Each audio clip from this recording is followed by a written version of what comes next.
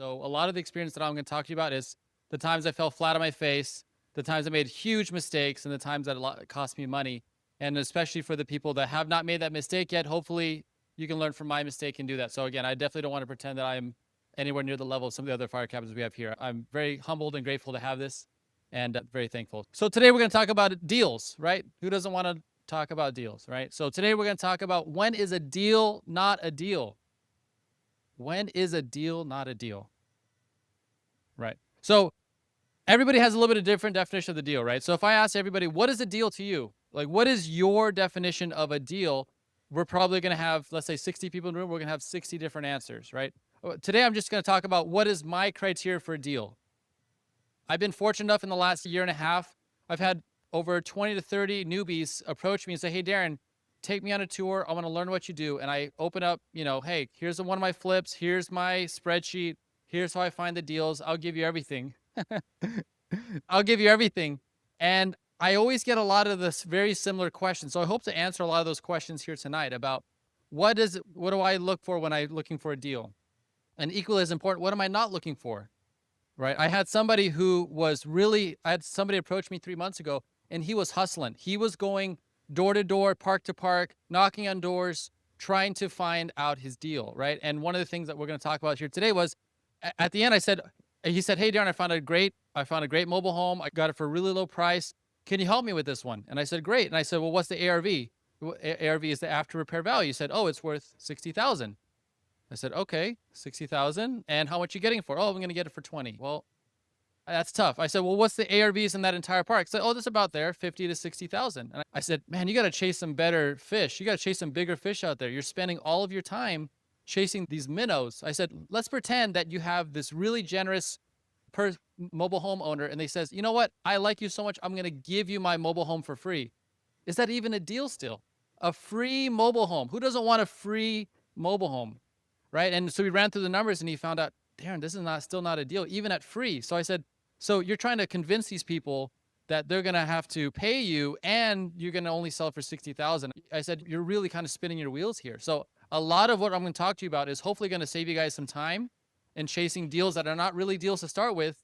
A lot of dead ends that really you can avoid just by chasing bigger fish, chasing something worth chasing. Any questions about that? So the next slide is going to talk about some of the goals we have for this evening. I'll skip past that one and go to the slide after that, which is a little bit about myself while we're waiting. So I'm somebody, I had a really good job 4 years ago. Actually, it's almost 4 years ago to the day. I had just about 4 years ago this year. And I had a really good job. I was a project manager.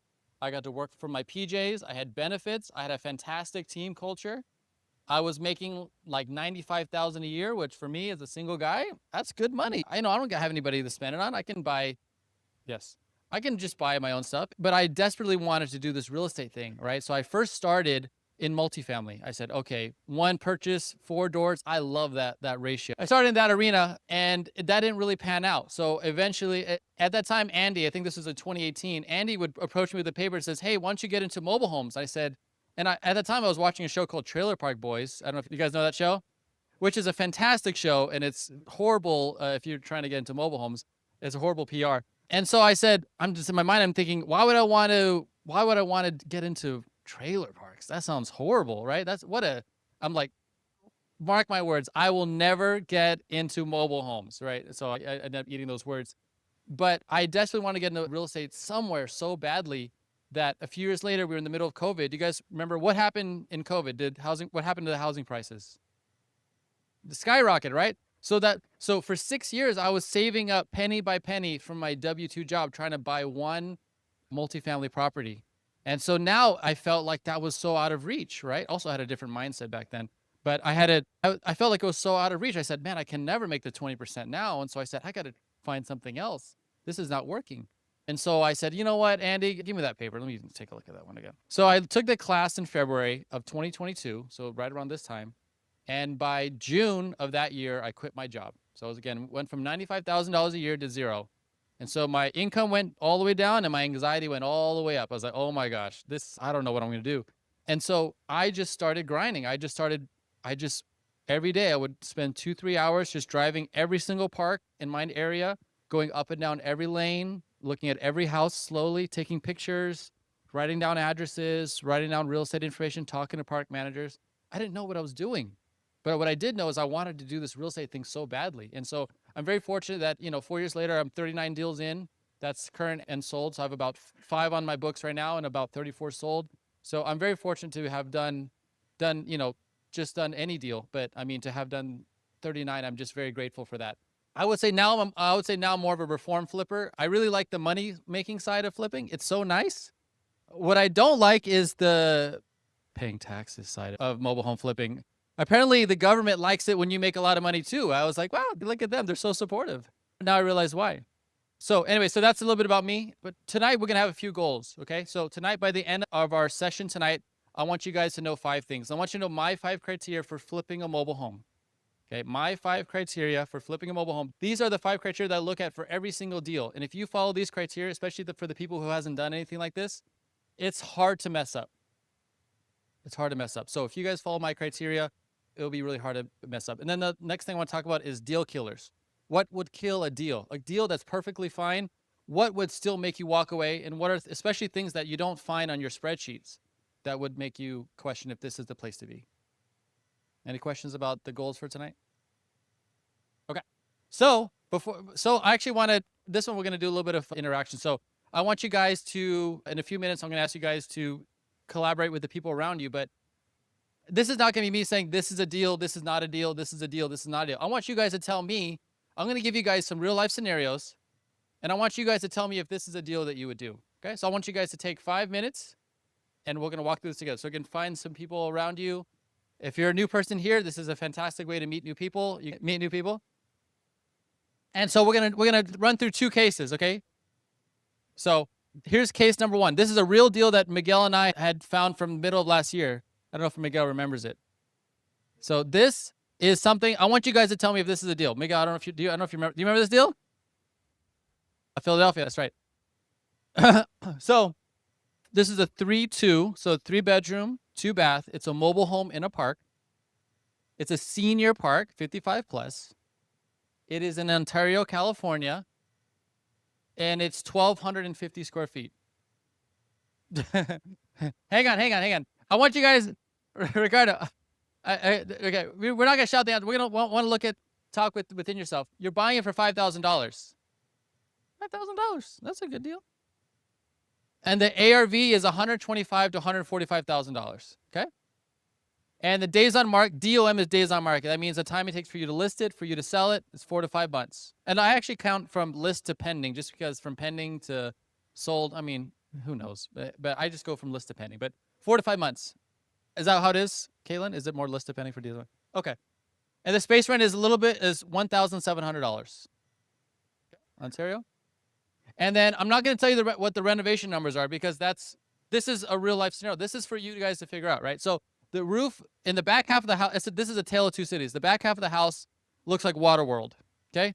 There was leaks that were there for 3 years ago, or for the past 3 years, and there's water still dripping in the walls. The entire floor has rotted, and so the only thing you're stepping on are those little beams. Remember, Miguel, to check out the master bathroom, we had it literally you had to literally tiptoe for your life. There's no, safety net. And then we would go like this. Oh, there's the bathroom. Looks exactly like everything else. And then you'd backtrack like this. Okay, so there's a roof leak in 50% of the house. The subfloor is rotted. That's an understatement. There's water in the walls. You'd see water dripping out from underneath the walls. There's mildew throughout in the back half. The front half is pretty good. Front half is just an outdated 1970s mobile home. It just needs maybe a little updating, flooring, paint. Maybe update the cabinets if you want to. Okay, so I'm going to give you guys 5 minutes. So right now it's 6:22. Yes.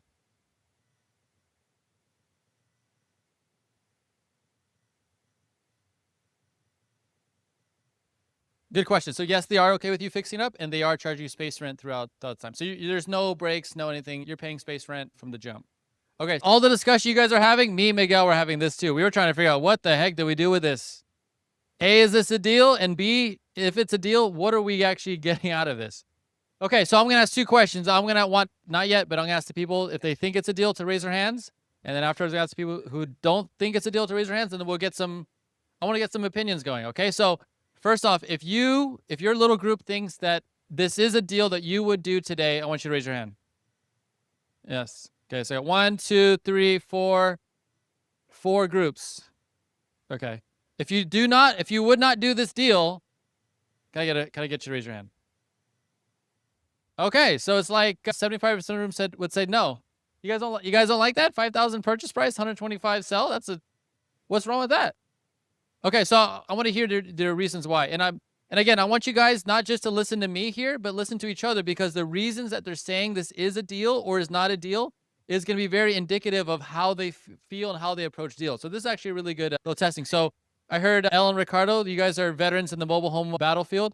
You guys thought this was a deal. So why would you guys take this on? So, based on the experience of my partner here, he was saying the rehab is right off the bat, like the normal rehabs we do, about 30, which is around 30,000. And then he said subfloor, all new flooring, about 10 grand, and then roof 12. So we add that up, and then the 5,000 purchase, that all in is $67,000. Give or take maybe 5 incidentals, a little bump to it. It's still a deal where you're at 125 even on your lower end of the ARV. So we figured, yeah, it's a good deal. Just from the pure numbers. And for holding costs, we did account for 6 months for days on market. I always do 6 months, regardless to what the timeline says. Okay, interesting. So you accounted for 6 months for you to sell it, and then how long would you do for the renovation, as far as that time frame for you to renovate it? We put it 6 months total. Oh, so 6 months total. So 6 months total. So that's renovating it, listing it, selling it. 6 months. Okay. Okay. Let's hear from another yes. So your name, sir? Dean? Dean. Okay. Dean. Am I pronouncing that right? Yes. Okay. Can I ask you why would you guys say yes? We're guessing here, but we did all these. We just did subtraction, and it looked like a deal. Yeah.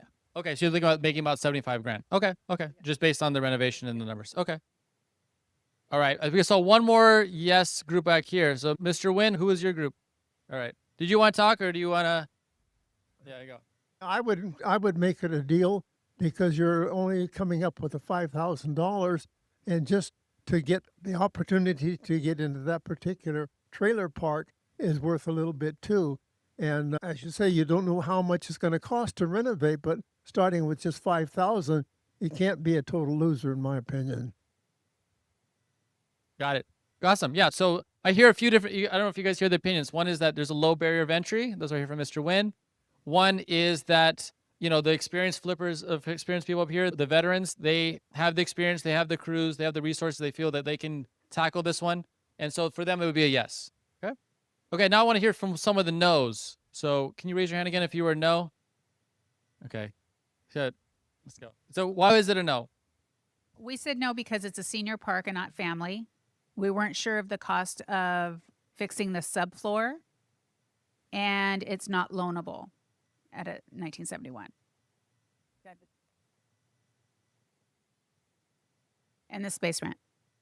Okay. So for you didn't like the space rent, you didn't like that it was a senior park, and you said that is an older mobile home and there's more restrictions on the lending.